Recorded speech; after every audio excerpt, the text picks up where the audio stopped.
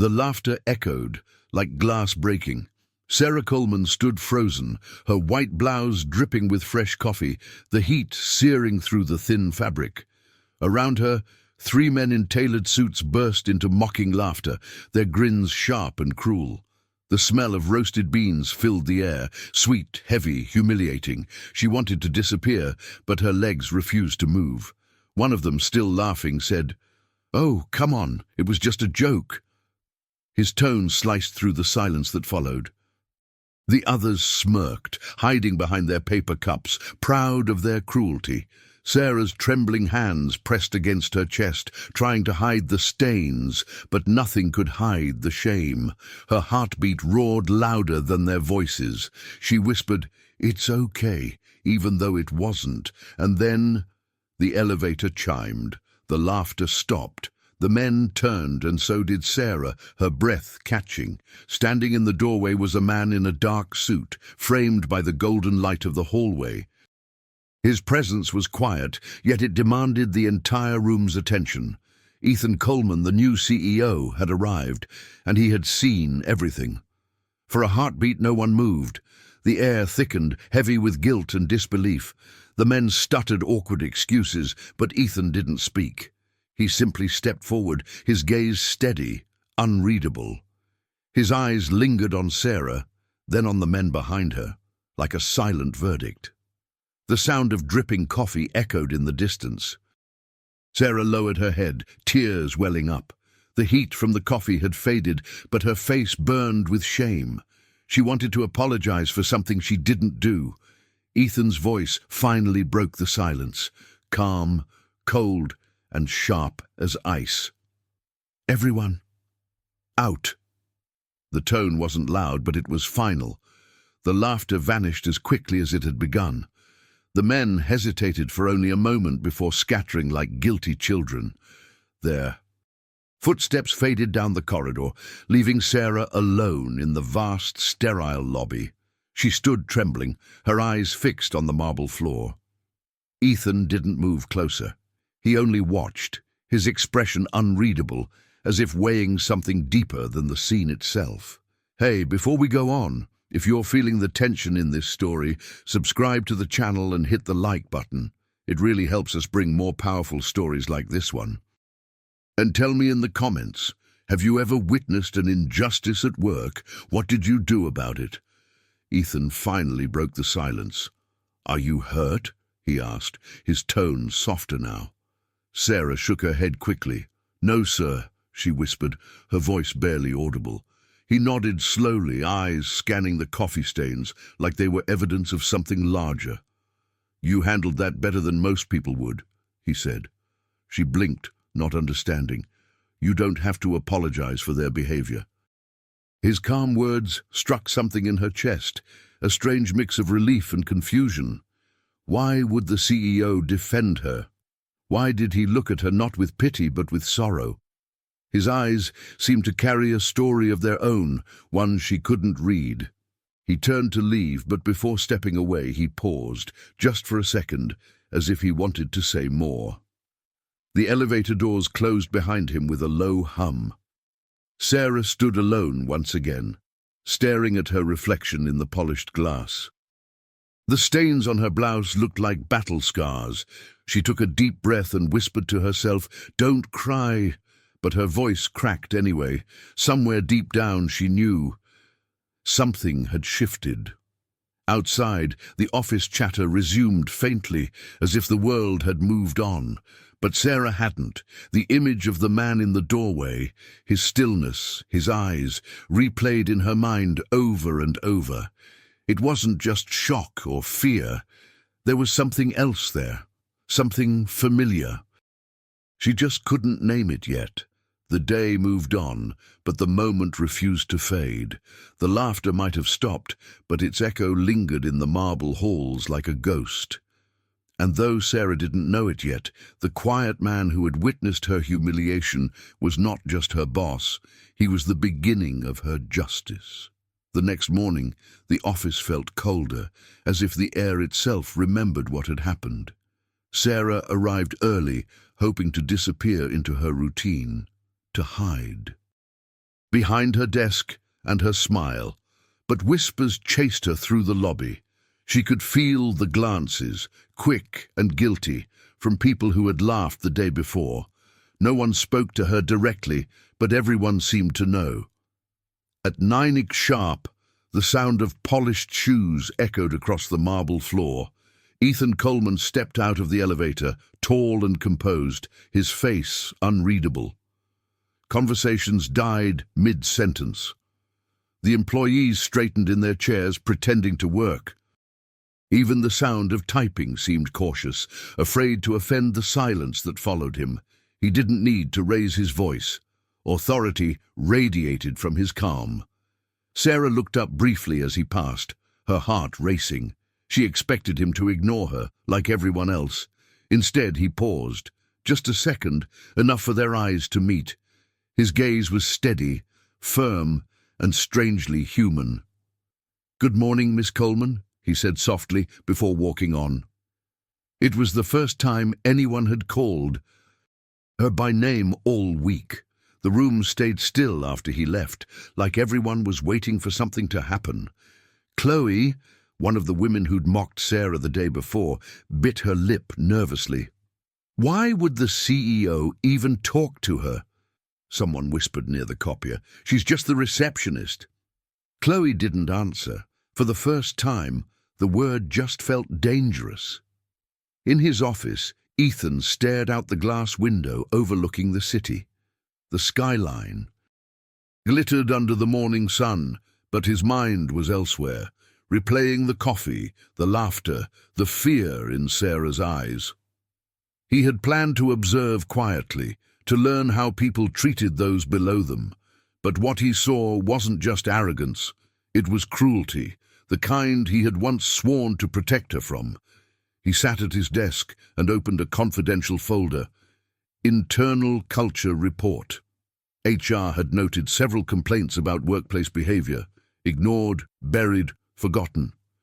He exhaled slowly. So it wasn't just her, he murmured.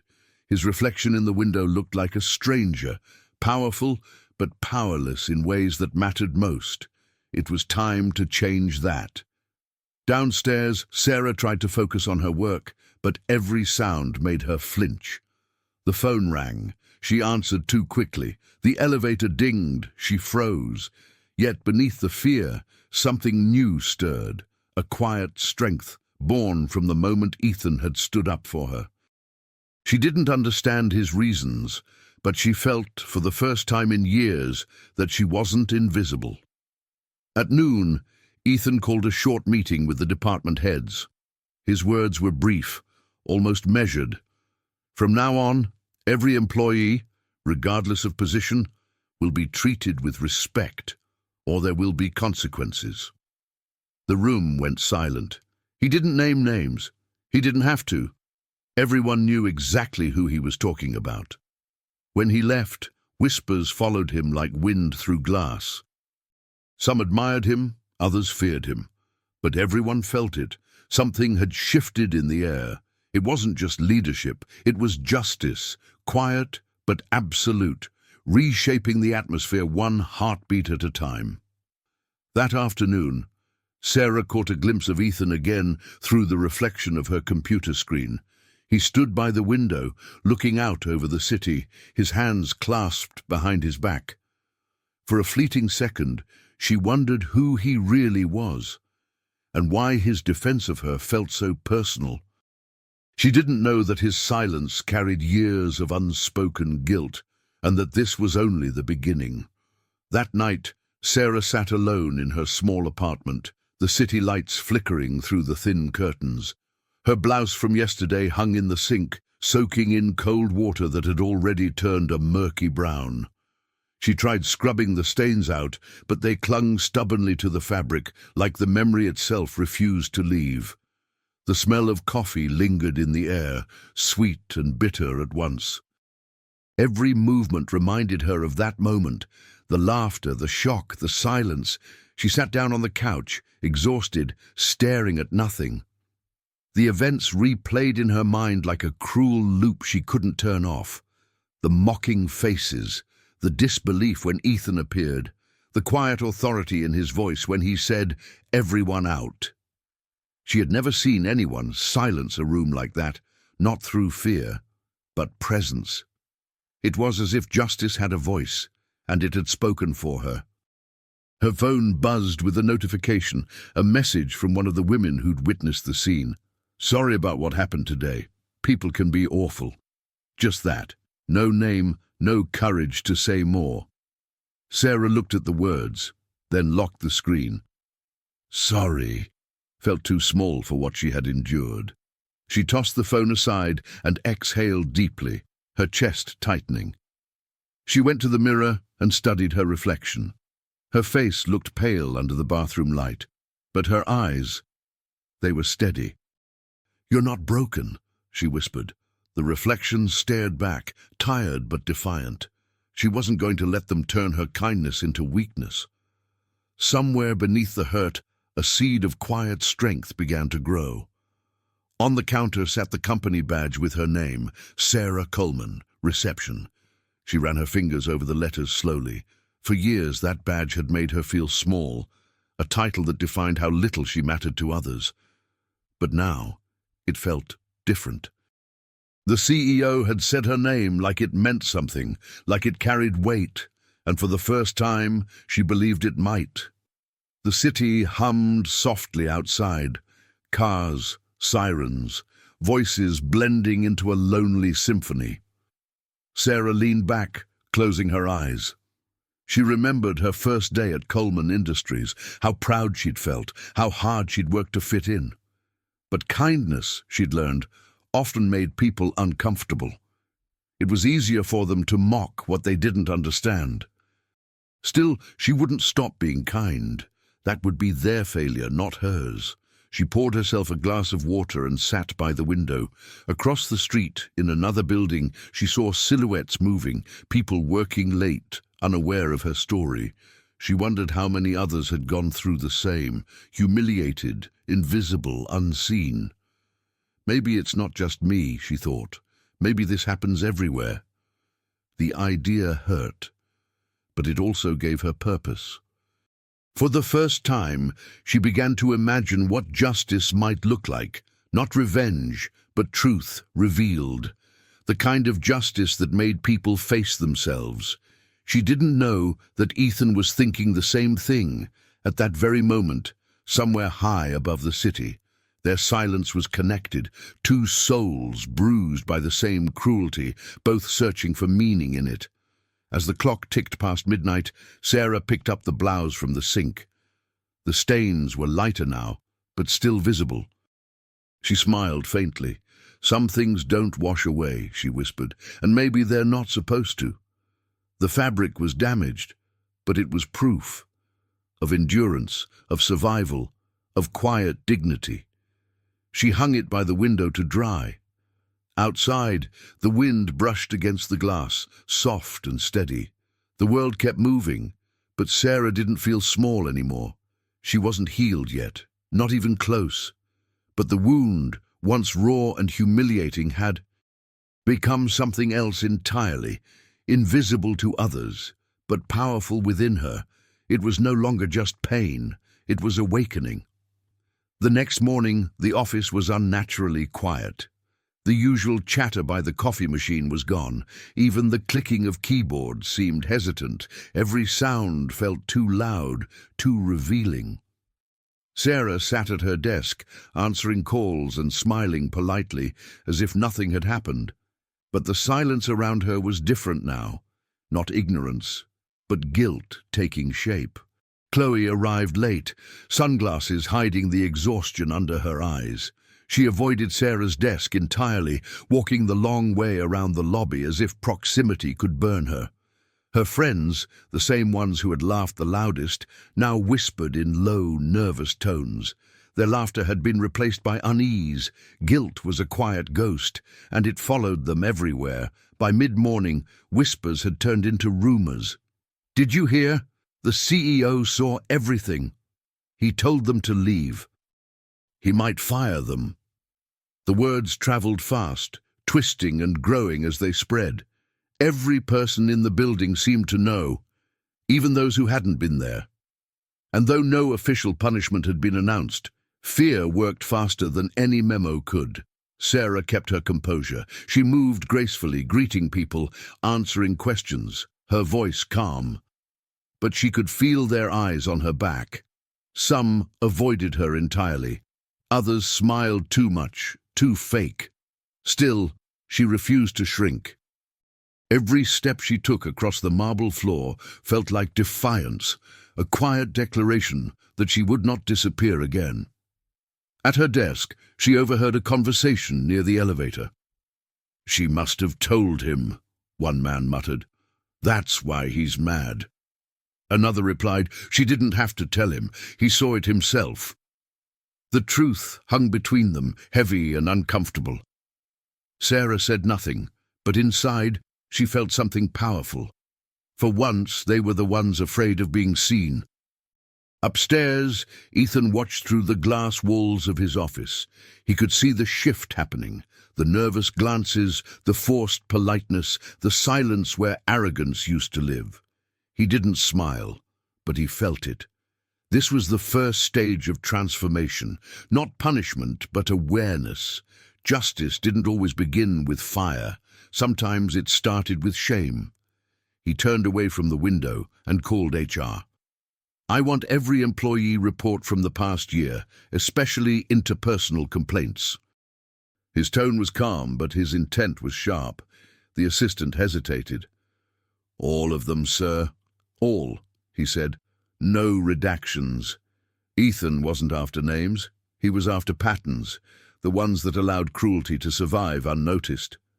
Meanwhile, Chloe sat at her desk, pretending to work. Every time the elevator dinged, her stomach twisted, expecting to see Ethan walking toward her. She replayed the moment, the spilled coffee, the laughter, Sarah's face. It haunted her. She had told herself it was harmless fun, but now she saw the truth. It wasn't a joke. It was cruelty wearing humor's mask. During lunch, no one joined her at the cafeteria. Conversation stopped when she entered. The isolation, once reserved for Sarah, now found a new target. Chloe sat alone, her untouched coffee cooling beside her. When she looked at it, she felt sick. The smell, once comforting, now reeked of shame. She pushed it away and left before anyone could see her tears. By the end of the day, the office felt different. People held doors open for Sarah. They greeted her with careful kindness. The same place that had humiliated her now tiptoed around her. But Sarah didn't take satisfaction in their guilt. She only hoped they'd remember how this silence felt, how heavy, how humbling. Because true justice wasn't about revenge. It was about never wanting to commit the same cruelty twice. Ethan sat in his office, the skyline of the city stretching endlessly beyond the glass. The world outside glimmered with wealth and power, but inside, his thoughts were darker. He replayed the coffee incident again. Every frame burned into his mind. The laughter, the fear, the look on Sarah's face. It wasn't just cruelty, it was a culture, one he had unknowingly inherited. He opened the company's internal reports on his tablet, thick files full of numbers, profits, performance charts.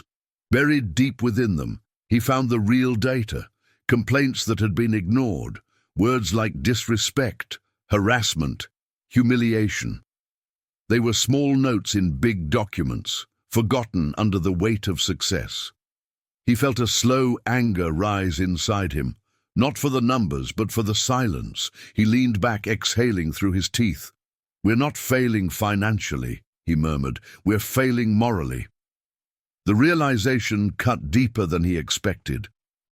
Coleman Industries had become efficient, profitable, and heartless.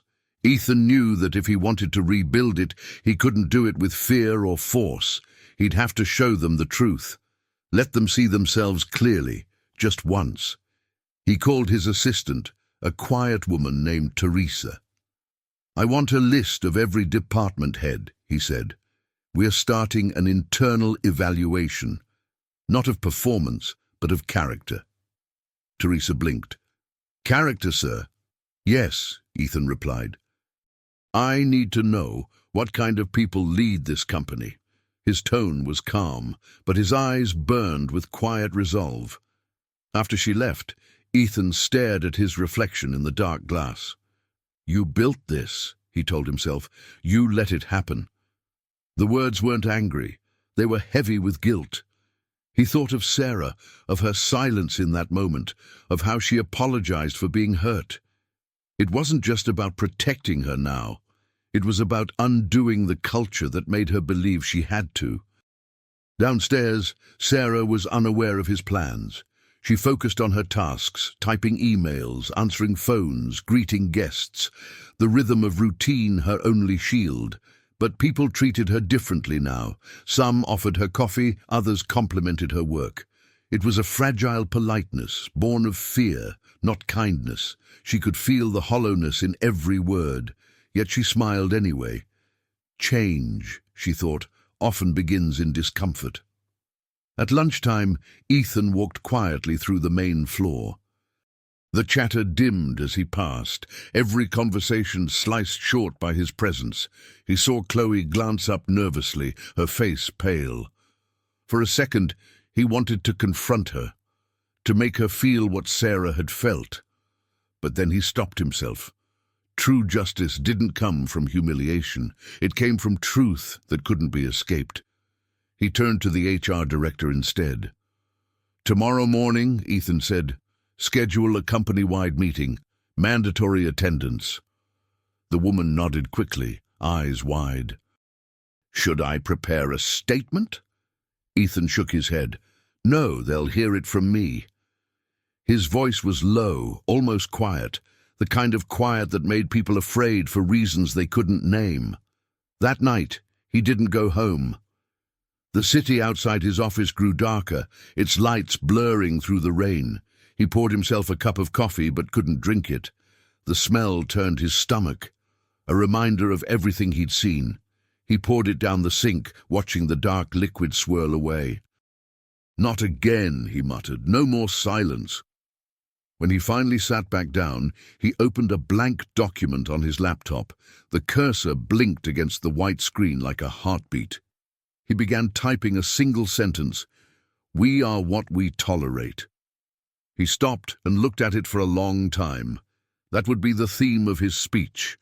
Tomorrow, the real reckoning would begin, not just for them, but for him too. Ethan stood in front of the tall mirror in his office, the city glowing faintly behind him. His reflection looked composed, powerful, the image of success. But beneath the crisp suit and steady expression, he saw something hollow. The face of a man who had built an empire on efficiency, not empathy. A man who had watched too long in silence. He loosened his tie and studied the lines on his face, the fatigue in his eyes. You hid behind structure, he whispered to himself.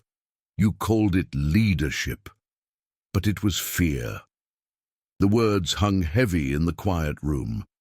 He thought of Sarah, standing in that lobby, coffee dripping from her blouse, dignity intact though no one deserved it. She had shown more strength in one moment of pain than he had in years of control. He walked toward the window, his reflection overlapping with the city lights. What kind of man lets cruelty become normal? He asked softly. The glass didn't answer, but the silence did. Every decision he'd made to focus on results, every policy that ignored people like Sarah, echoed back at him. He wasn't just fixing a company, he was atoning for his absence. On his desk lay the photograph he kept hidden for years, 2 children laughing at a county fair, faces smudged with ice cream. He picked it up, his thumb brushing over the edges. You deserved better, he murmured. He had left her behind in pursuit of success, believing distance was protection. Now, that distance had built walls high enough to let cruelty thrive beneath his name. He set the picture down and looked back into the mirror. You can't undo the past, he said, but you can face it. He imagined the faces of the employees who would sit before him tomorrow, confident, proud, unaware of their reflection. He wanted them to see what he saw now, that dignity isn't weakness, and power without compassion rots from the inside. The lights of the city blurred as a storm rolled in, rain tapping against the glass like fingers demanding attention. Ethan didn't flinch. The thunder outside felt fitting, a cleansing sound, a promise of truth. "Tomorrow," he whispered, "they'll see themselves." His voice trembled, but not from doubt, from conviction. He moved to his desk and reopened his speech. The single line he'd written stared back at him. "We are what we tolerate." He added more beneath it, his words sharp, deliberate.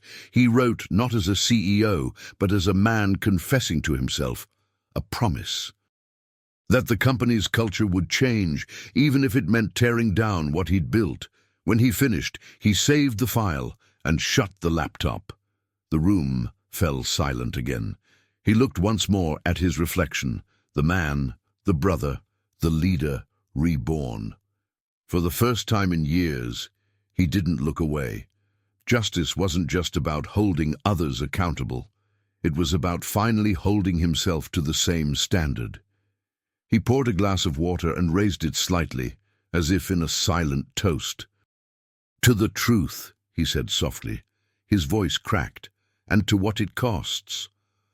The reflection didn't smile, but it nodded. The kind of acknowledgement that only comes after long denial. The kind that precedes real change. Outside, lightning flashed against the skyline, illuminating the building for a brief, blinding moment. Ethan stood still, bathed in white light, his shadow splitting against the wall. When the darkness returned, he whispered the words, one last time, steady and clear. No more silence. The confession was complete. Tomorrow the reckoning would begin. The conference room was filled with murmurs as department heads filed in, unsure why they'd been called so early. The walls of glass made the room feel exposed, like there was no place to hide. Ethan stood at the head of the long table, a folder in front of him, untouched. His calm expression gave nothing away, but the stillness of his presence made everyone uneasy. Justice, quiet and deliberate, had entered the room. "Good morning," he began, his tone measured. "This meeting is not about numbers, deadlines, or performance. It's about something more important, character." A few managers exchanged puzzled looks. Others shifted in their seats, trying to appear confident. Ethan's gaze swept across them, steady and cold. "Coleman Industries has grown successful," he said, "but success means nothing if it comes at the cost of humanity." He opened the folder slowly. Inside were reports, old complaints, ignored warnings, moments of cruelty that had slipped through the cracks. "I've read every employee report from the past year," Ethan continued, "and what I found is simple. People are hurting, not because of the work, but because of how they're treated while doing it." A ripple of discomfort moved through the room. The silence that followed was louder than any outburst. One executive tried to speak. "Sir, if this is about the incident in the lobby—" Ethan cut him off with a look. "It's not just about one incident," he said evenly. "It's about the culture that allowed it to happen." His words hung heavy in the air. Chloe, seated near the end of the table, kept her eyes on her hands, her pulse racing. She felt exposed, even though he hadn't said her name. Ethan walked slowly to the window, the city sprawling beneath him like a map of decisions and consequences. "We've become efficient," he said quietly, "but not decent, productive, but not kind." He turned back toward them. "That ends today." His voice didn't rise, but every word struck like a hammer. He wasn't demanding change, he was declaring it. A man in accounting raised a timid hand. "What exactly are you proposing, sir?" Ethan nodded. "A human audit," he said. "An evaluation of behavior, empathy, and integrity from every level of this company, including me." Gasps rippled through. "From now on," he continued, "respect is no longer a suggestion, it's a requirement." He let the words settle before adding, "Some of you may not like this. That's fine. You'll have a choice, change or leave." The bluntness shocked them. Chloe's hands trembled under the table. For the first time, she saw herself not as a victim of circumstance, but as part of the problem. The weight of realization pressed against her chest. Ethan closed the folder and looked around the table one last time. "There's a saying," he said softly, "that you don't judge a company by how it treats its best people, but by how it treats the ones with no power." His eyes paused briefly on Chloe, then on the empty chair reserved for Sarah, who hadn't been invited. "Starting today, we'll be judged by that measure." No one dared speak as he left the room. The sound of his footsteps echoed like a verdict down the hallway. When the door closed behind him, the managers exhaled collectively, as if they'd been holding their breath the entire time. The human audit had begun, and they all knew it wasn't a project. It was a reckoning. Outside the conference room, Ethan paused by the railing, overlooking the lobby below. Sarah was there, greeting a visitor, her composure steady and kind. Watching her, he realized that she had been the mirror all along, the reflection that revealed who they truly were. And this time, no one would be allowed to look away. The auditorium buzzed with uneasy conversation as hundreds of employees took their seats. It wasn't a regular meeting. Everyone could feel it. The lights were dimmer than usual, the air thicker. On the stage stood Ethan Coleman, perfectly still behind the podium, a single spotlight casting his shadow long across the floor. He didn't need a microphone to command attention. His silence did that for him. When the last murmur faded, Ethan began. "Thank you for coming," he said, voice calm but deliberate. "This company has achieved great things, profits, growth, prestige. But somewhere along the way, we lost something greater." He paused, scanning the room. "We forgot what respect looks like, what decency sounds like." The words were simple, but they hit like thunder. He continued, his tone steady, his eyes sharp. "Recently, I witnessed something that forced me to see this place for what it truly is." The crowd shifted uncomfortably. They all knew what he was referring to, but none dared to speak it. "I watched an employee humiliated, not for her mistakes, but for her humility. I saw laughter where there should have been empathy." The silence deepened. No one moved. Ethan stepped away from the podium and walked slowly toward the front edge of the stage. "Some of you think this story is over," he said, "that an apology or a nervous laugh could erase it." His gaze swept the crowd. "But it's not over, because this story is about every single one of us." The room stiffened. The truth was closing in. Chloe's heart pounded so loud she could hear it in her ears. He took a deep breath and let it out slowly. "The woman you mocked, the one you treated as invisible, is not just your receptionist." He let the sentence hang in the air for a heartbeat that seemed to last forever. "She is my sister." The words struck like lightning. Gasps rippled across the room. A collective realization crashed over them. The humiliation they had witnessed wasn't just cruel, it was personal. Sarah, standing near the back, froze. Her hand covered her mouth as her heart twisted. She hadn't known he would tell them. Tears filled her eyes, not of shame this time, but of shock. Ethan's voice softened, yet carried through the room. "You didn't just disrespect an employee," he said. "You exposed the true heart of this company, and for that I thank you." No one dared move. The sound of the air conditioning hummed faintly, the only thing alive in the room. Chloe's eyes filled with tears as guilt tightened her throat. "I didn't know," she whispered under her breath, but it was too late. Everyone around her avoided her gaze. The laughter from that day echoed in her memory. Every cruel word now a confession she could never erase. Ethan looked toward Sarah, their eyes meeting across the crowd. For a moment, the noise and fear disappeared. It was just the two of them, the brother who had left and the sister who had endured.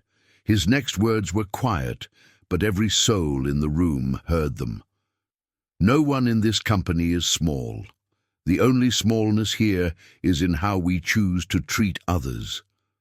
He returned to the podium, voice calm once more. This is not about revenge, it's about reflection. If you feel uncomfortable right now, good. That means you're seeing yourself clearly, maybe for the first time. His words weren't angry. They were merciful in their truth, and that mercy hurt more than any punishment could. The crowd sat in stunned silence as Ethan closed his folder. Coleman Industries will change, he said simply. And if we don't, then I will dismantle it myself. He stepped away from the microphone, leaving the echo of his words hanging in the air like judgment. No applause followed, only silence. Heavy, necessary silence. From the back of the room, Sarah watched as her brother disappeared behind the stage curtain. She didn't know whether to feel proud or broken, but one thing was certain: the truth was finally out. And once spoken aloud, truth never goes back to sleep. When the lights came back on, no one moved. The air was thick, unmoving, as if the building itself held its breath. Faces were pale, eyes downcast, hearts pounding with the echo of Ethan's words. Shame, invisible but suffocating, filled the room. It was heavier than anger, quieter, but far more devastating. Sat frozen in her chair, fingers clutching the armrests until her knuckles whitened. Her eyes were wide, unfocused, staring at the stage where Ethan had stood moments ago. Every laugh, every cruel comment from that morning came crashing back like shards of glass. She could still hear Sarah's voice trembling under her apology, an apology that Chloe had laughed at. Now it felt like poison on her tongue. Around her, the other employees shifted awkwardly, avoiding eye contact. Some whispered, others simply stared at the floor. The revelation had stripped away their comfort. They had built their careers on confidence, but now even standing up felt like defiance against guilt. The silence said everything. No one wanted to be the first to move or to speak. Sarah stood near the exit, still stunned. She hadn't expected him to tell the truth like that, not so publicly. Part of her wanted to run, to escape the pity in their eyes. But another part, the stronger one, wanted to stay. Her brother hadn't humiliated them, he had exposed them, and in doing so he had given her something she didn't know she'd lost: dignity. As the crowd began to disperse, Chloe finally rose to her feet. Her legs trembled. The people she once called friends stepped aside, avoiding her gaze as if guilt were contagious. She wanted to apologize, to say "I didn't know." But the words felt meaningless now. What did it matter whether she knew? She had laughed anyway. Ethan watched from a distance near the back of the hall. He didn't feel satisfaction, only sorrow. Watching them leave, heads lowered, he realized this was the real punishment. Shame would follow them long after this day ended. It would whisper to them during meetings, haunt their jokes, silence their pride. And that was exactly what he'd hoped for.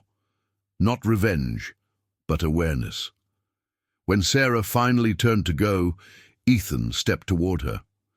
"You didn't have to do that," she whispered, her voice shaking. "They already knew what they did." He nodded slowly. "Yes," he said, "but sometimes people need to hear their reflections spoken aloud." She looked at him for a long time. Her brother, once a stranger, now a mirror of justice.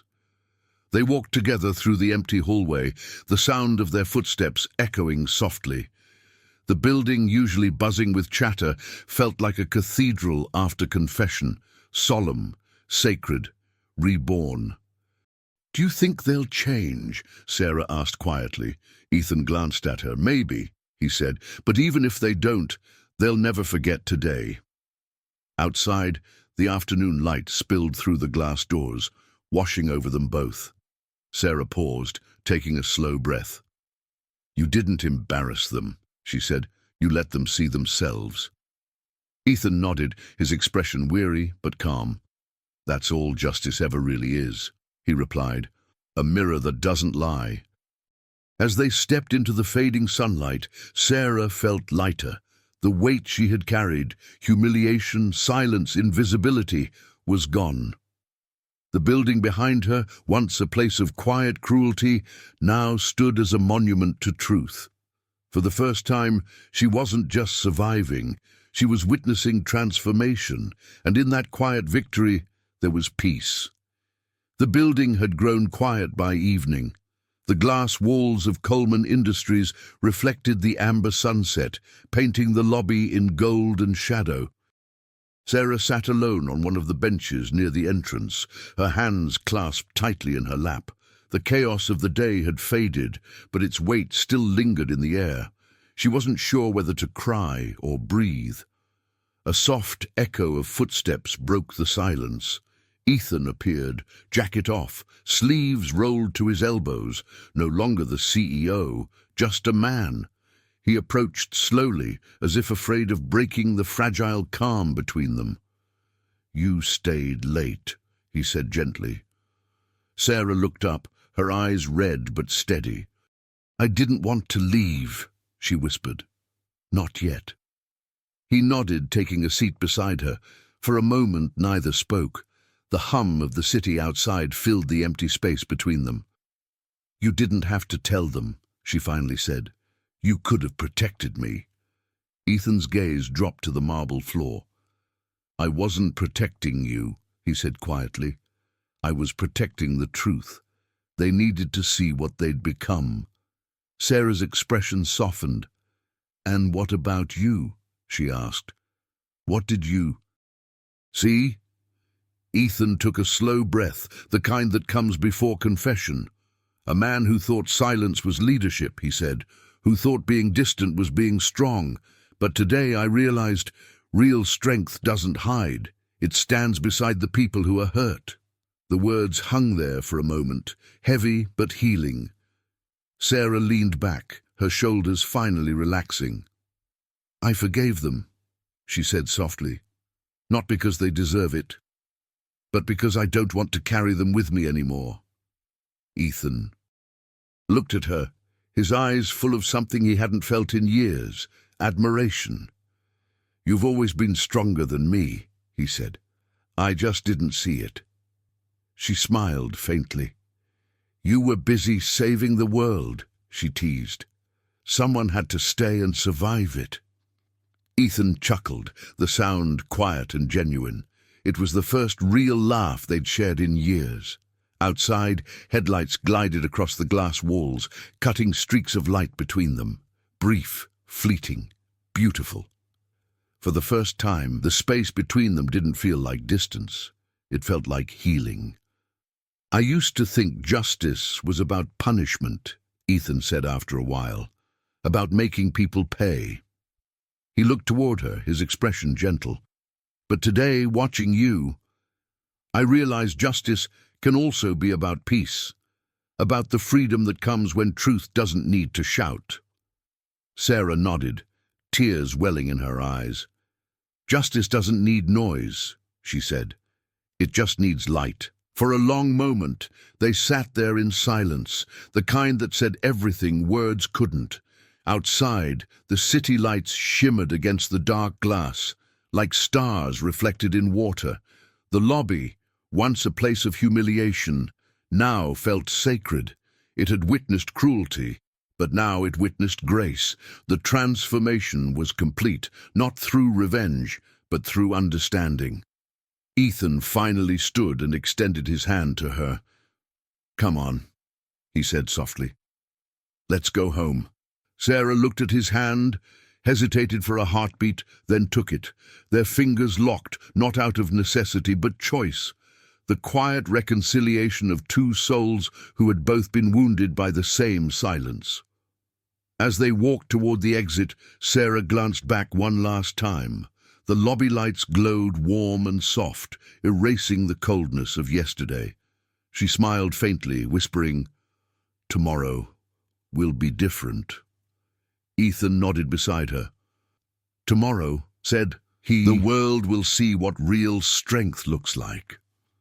The next morning, the building felt strange, lighter, quieter, as if it had exhaled after holding its breath for too long.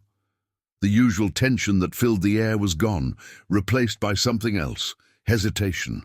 Every conversation began softly, every glance lingered longer than it used to. People didn't know how to act around Sarah now, and that, in itself, was a kind of justice. When Sarah walked into the lobby, heads turned, but no one laughed. Some smiled politely, others quickly looked away. She didn't gloat. She simply carried herself the same way she always had, calm, professional, kind. That consistency disarmed them more than anger ever could. Her grace had become its own quiet weapon, one they couldn't defend against. Around noon, Chloe appeared, holding a small envelope in her shaking hands. Her makeup was minimal, her usual confidence stripped away. "Sarah," she began softly, her voice breaking, "I don't expect forgiveness, but I need to say I'm sorry." She extended the envelope, but Sarah didn't take it right away. She looked into Chloe's eyes and saw the rawness there, the kind that only comes from honest regret. Sarah finally took the envelope, opening it carefully. Inside was a handwritten letter, messy and tear-stained. "I was cruel because it was easier than being kind. You didn't deserve what I did." The words were simple but heavy. Sarah folded the letter and nodded slowly. "Thank you," she said. "It takes strength to face yourself." Chloe's tears fell freely now, but Sarah didn't look away. She just said, "Be better." The scene didn't go unnoticed. A few other employees watched from a distance, their faces conflicted. That moment, small, human, quiet, spoke louder than any policy ever could. By afternoon, 3 more people approached Sarah separately, each with their own apology. Some offered words, others just gestures, a coffee left on her desk, a sincere good morning. Each act felt like another stitch, closing a long, invisible wound. Ethan observed from the mezzanine above, his arms crossed loosely, his expression unreadable. He wasn't proud in the way CEOs usually are. It wasn't victory, it was relief. He saw what leadership was supposed to look like, not control, not fear, but example. Sarah was teaching what he had failed to for years. And she was doing it without a title or a speech, just presence. Later that day, the HR director came to Ethan's office with a stack of documents. "We've received over 40 anonymous messages," she said. "People confessing, apologizing, reflecting. Some want to volunteer for mentorship programs." Ethan smiled faintly, a tired but genuine smile. "Good," he said. "Let them. Real change starts when people stop pretending." Downstairs, Sarah noticed a small note left at her desk. It wasn't signed. "You reminded me what respect looks like. Thank you."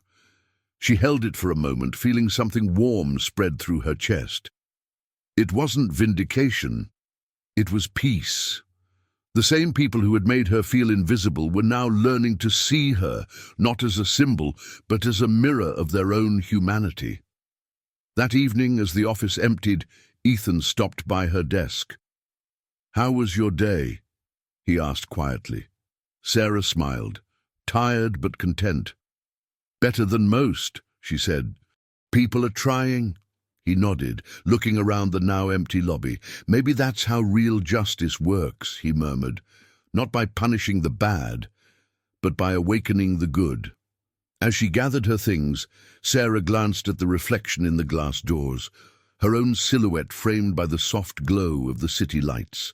The same doors where humiliation had begun now reflected something else entirely, dignity, earned and undeniable. The day hadn't erased the past, but it had rewritten its meaning, and for Sarah that was more than enough. In the weeks that followed, Coleman Industries began to change. The transformation wasn't loud or dramatic. It was slow, steady, like dawn replacing night. Posters promoting integrity and respect appeared on the walls where sterile slogans about profits used to hang. Meetings started later, but they felt lighter. People looked each other in the eye again. The building that once echoed with arrogance now hummed with humility. Ethan didn't announce a grand new policy. Instead, he began holding small gatherings, intimate, open discussions in the conference lounge. "We can't rewrite the past," he told them, "but we can choose what kind of people we become tomorrow." He spoke without notes, without authority, just truth. For the first time, his employees listened not because they had to, but because they wanted to. Sarah was there too, though she never took the stage. She preferred to sit among them, blending in, answering questions when asked. "Kindness isn't weakness," she said one afternoon. "It's consistency."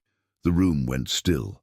A young intern, barely 20, whispered, "You're the reason I stayed." Sarah smiled, touched but humble. Her influence didn't come from power. It came from presence. One morning, Ethan gathered the HR team in his office. "We're launching something new," he said. "It's called Human First, a program built to teach empathy, emotional intelligence, and ethical leadership." His staff exchanged curious looks. "Mandatory?" someone asked. Ethan shook his head. "No," he said. "It has to be chosen to mean something." And to his surprise, people did choose. Soon the front lobby became the heart of that change. Employees who once ignored Sarah now volunteered to greet visitors beside her, learning the patience and warmth she'd always embodied. The coffee station, once the site of mockery, became a place of conversation and shared laughter. The same aroma that once symbolized cruelty now smelled like renewal. The ghosts of that day were still there, but they had softened. During one meeting, Ethan noticed Chloe sitting near the back. She took notes quietly, eyes lowered, but her presence meant something. She had refused to quit. She came to every session, listened intently, volunteered for community outreach. Guilt had pushed her here, but something deeper kept her going. Redemption, perhaps, the silent kind. As weeks turned into months, the company's reputation began to shift. Clients noticed. "Your team feels different," one investor said. "There's sincerity here." Ethan only smiled. "We're learning," he replied. He didn't mention that it started with coffee and cruelty. He didn't have to. The lesson was now embedded in the walls, in the way people spoke, in the way they paused before judging. Sarah's desk became a quiet symbol of what the company stood for. Fresh lilies appeared there every Monday. No one ever admitted who left them. Visitors often stopped to talk to her, drawn by her calm energy. "This place feels kind," one woman said. Sarah smiled softly. "It took a long time to earn that feeling," she replied, "and we're still earning it." Ethan often watched from above, leaning against the glass railing, his reflection mingling with the office below. He no longer saw power as dominance. Now it was stewardship, the ability to protect, to nurture, to build something good. Sarah had taught him that.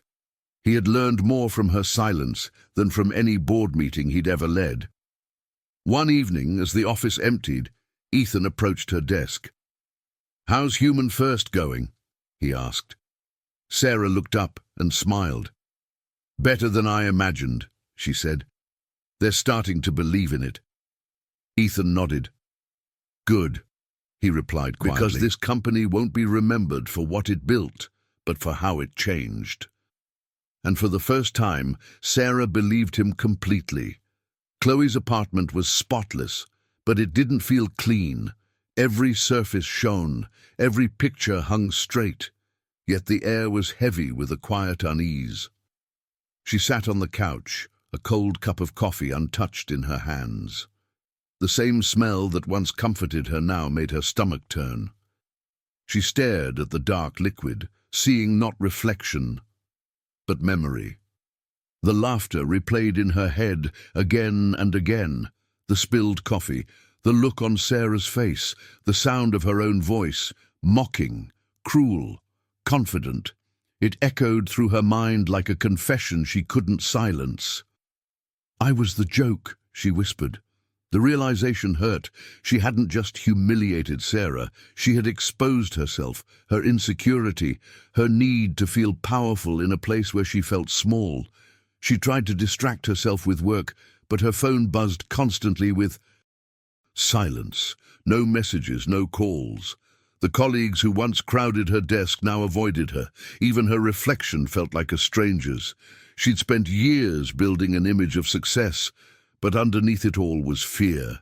Fear of being unseen, of not mattering. And somehow she had passed that fear onto someone else, through cruelty. One night, she pulled open a drawer and took out the letter Sarah had returned, not torn, not burned, simply folded neatly. Sarah's handwriting lingered in her mind. Be better. 2 words, but they carried more weight than all the excuses Chloe had rehearsed. She sat down and began to write. Her hand trembled as the pen scratched across the page. "I don't deserve your forgiveness, but I want to learn how to." Days passed before she worked up the courage to hand it to Sarah. When she finally did, her heart pounded so loud she could barely breathe. Sarah looked at the envelope, then at Chloe. No words were exchanged, just a long, searching silence. And then Sarah nodded once, gently, like she understood. Chloe didn't cry in that moment. The tears came later, in private, when she realized she'd been forgiven long before she asked. At work, Chloe started small. She began helping at the front desk, shadowing Sarah to learn the role she once mocked. At first, it felt unbearable. Every good morning, a reminder of who she had been. But over time, she found meaning in the routine. Greeting people, listening, being kind. It was humbling, and strangely, it healed her. One morning, an intern dropped a tray of papers in the lobby. The sound echoed, sharp and familiar. Chloe bent down immediately, helping her gather the pages before anyone could laugh. The girl whispered, "I'm sorry," but Chloe shook her head. "Don't be," she said softly. "You're allowed to make mistakes." The intern smiled, small but grateful. In that moment, Chloe felt something she hadn't in years. Peace. At lunch, she sat alone, but it no longer felt like punishment. It was reflection. Around her, the company buzzed with quiet kindness, the result of Sarah's presence and Ethan's leadership. Chloe realized she was part of it now, not as a villain, but as proof that people could change. Redemption, she learned, wasn't about forgetting the past.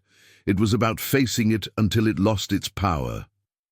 Weeks later, she found herself writing again, not apologies this time, but notes of gratitude. To the janitor who had once ignored her, to the HR assistant who had stood up for Sarah, to herself for staying. Each letter was a step forward, small but real. She no longer measured her worth by success or fear, but by the quiet moments when she chose kindness over comfort. One evening, as the office lights dimmed, Chloe lingered by the reception desk. Sarah was there, arranging fresh lilies in the vase. "They're beautiful," Chloe said softly. Sarah smiled. "So are second chances." The words were simple, but they landed like grace. For the first time, Chloe believed it, not because someone told her she was forgiven, but because she had finally forgiven herself. The old house stood on the edge of town, half swallowed by ivy and years of neglect. Its windows were fogged, its paint fading, but to Ethan and Sarah, it was still home. They hadn't been there together since their parents' funeral. Now, as they stepped through the creaking doorway, Dust rose like ghosts of their childhood. The air smelled of wood, rain, and memories too old to name. Sarah ran her hand along the banister, tracing the carved initials they'd made as children. "You used to tell me this place would always protect us," she said softly. Ethan smiled faintly, a bitter-sweet curve of the lips. "I was a kid," he replied. "I didn't know protection meant leaving." She looked at him, eyes gentle. "You left to build something better. You just forgot to bring me with you." They moved through the house slowly, room by room. The floorboards groaned under their steps like old bones. In the living room, a broken clock hung crookedly on the wall, its hands frozen at 11:07, the time their mother used to call them in for dinner. "I remember that sound," Sarah whispered. "It meant we were safe." Ethan's throat tightened. "It still can," he said, barely above a whisper. They sat on the porch as the sun began to set, painting the fields in shades of amber and rose. The silence between them wasn't awkward anymore. It was healing. Ethan leaned forward, elbows on his knees. "I wanted to test people," he admitted, "to see if kindness still existed when no one was watching." Sarah smiled sadly. "You didn't need a test, Ethan. You needed faith." Her words lingered, soft but piercing. Ethan nodded slowly. "I guess I didn't trust people enough to believe they could change." Sarah tilted her head. "And now?" He looked out at the horizon, where light met shadow. He said, "I trust because I've seen it, in them, in you, maybe even in me." The confession was simple, but it broke something open inside him. Pride, guilt, fear, all dissolving at once. A cool breeze drifted through the porch, rustling the weeds that had grown tall in the garden. Sarah stood and walked to the edge, running her fingers through the wild grass. "Mom would have loved this," she said. "The chaos, the color." Ethan joined her, looking out over the yard they'd once played in. "She would have loved you more," he said quietly. Sarah turned, smiling. "She already did. You just didn't notice." They laughed together, real laughter, the kind that felt new and ancient all at once. The years between them melted away in that sound. Ethan reached into his jacket and pulled out a small photograph, the same one from his office. Two children at a county fair, faces messy with ice cream, eyes bright with innocence. "I kept this," he said, "to remind me why I was doing all of it." Sarah took it gently, her smile trembling. "Then it worked," she said. "You brought us back." As dusk settled, the first stars appeared above the roofline. The world felt still, suspended between endings and beginnings. Sarah sat beside her brother again, resting her head lightly on his shoulder. "You know," she said softly, "justice isn't about who wins." Ethan looked at her. "Then what is it about?" She smiled. "About who learns." Ethan thought about that for a long moment. The company, the employees, the endless pursuit of control, all of it suddenly seemed smaller than this porch, this moment, this peace. "Then I guess we both finally learned," he said. Sarah nodded. "And now we teach." The air around them hummed with quiet warmth, the kind that only forgiveness could create. When the porch light flickered on, Ethan stood and looked at the house one last time.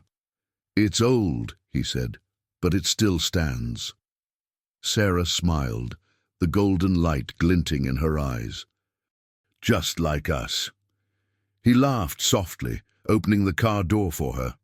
As they drove away, the house grew smaller in the rearview mirror, but its glow lingered. A reminder that some homes aren't places. They're people who choose to stay. Months passed, and Coleman Industries was unrecognizable. The sterile walls, once filled with whispers, now carried laughter. The sharp edges of ambition had softened into something warmer, something real. Visitors who walked through the glass doors no longer saw a company. They saw a community. The place that had once humiliated a woman now honored her spirit every single day. Sarah stood at her desk, arranging the familiar lilies in their vase. Their fragrance filled the lobby, light, pure, forgiving. Employees stopped to chat, not out of obligation, but genuine affection. There was no more hierarchy in the way they spoke to her. She wasn't the receptionist anymore. She was the heart that reminded them what decency looked like. Ethan walked in quietly, carrying a folder under his arm. His suit was still immaculate, but there was something new in his expression. Ease. "Morning, Miss Coleman," he greeted. Sarah smiled. "Morning, Mr. Coleman." The words carried no formality, only warmth. Between them stood not power, but peace. He nodded toward the vase. "Lilies again?" She grinned. He looked around the lobby, noticing small things. The laughter, the open doors, the light filtering through the glass. Every detail whispered of change. This wasn't a redemption story anymore. It was evolution. "You did this," he said quietly. Sarah shook her head. "We did this. You showed them truth. I just showed them grace." It was the perfect balance. His justice, her compassion. Chloe entered the lobby holding a stack of papers. The moment she saw Sarah, she smiled. Small but sincere. "Morning," she said. "Need any help with the flowers?" Sarah nodded, moving aside. "Always." As Chloe replaced the water, she caught her reflection in the vase. No longer the bully, no longer the coward. Just a woman trying to be better. And for her, that was enough. Upstairs, the Human First program flourished. Workshops filled with laughter and vulnerability replaced sterile corporate training. People shared stories of failure, forgiveness, and growth. Ethan attended every session, not as a leader, but as a listener. "We don't fix people with rules," he said once. "We fix places by making room for hearts." It became the company's new mantra, and it stuck. One afternoon, a journalist visited to write about Coleman Industries' transformation.